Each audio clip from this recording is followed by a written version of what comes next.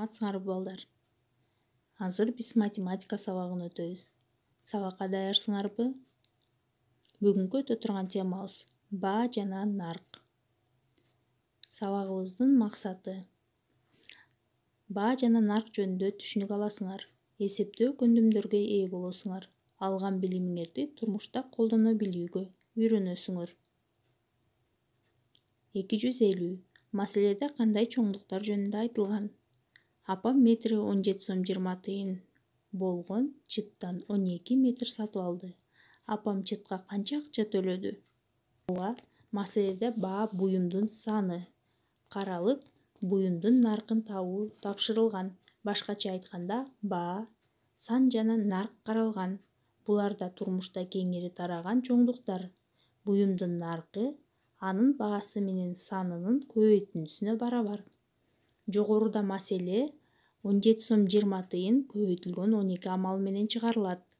Аралаш аттуу санды эки орундуу санга көбөйтүүдө аны майдалап бир атка келтирип алган жакшы. 1 сом барабар 100 тыйын.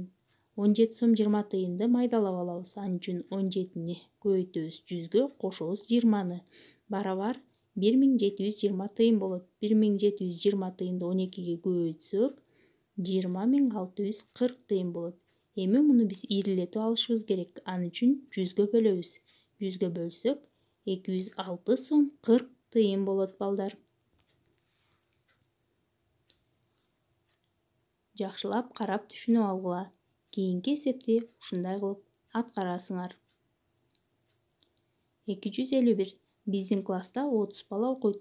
Баарыбыз киного барып, билетке 5 сом 10 тыйындан төлөдүк. Киного бардыгы канча акча төлөндү? Маселенин шартын түзүп чыгарасыңар. 252.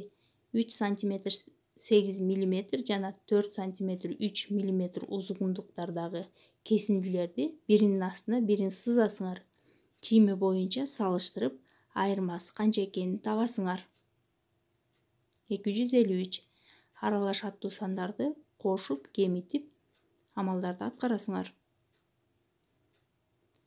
254. 999674 санынын разряддарын ата, класстарга бөл. Биринчи класстын жогорку разрядына, экинчи класстын төмөнкү разрядына канчадан бирдик кирген?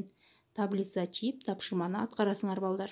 Суроо: 5 сомдо канча тыйын бар? 70 сомдо канча тыйын бар?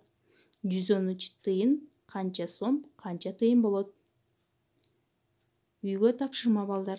255-256 мисалдар аткарып мага жөнөткүлө.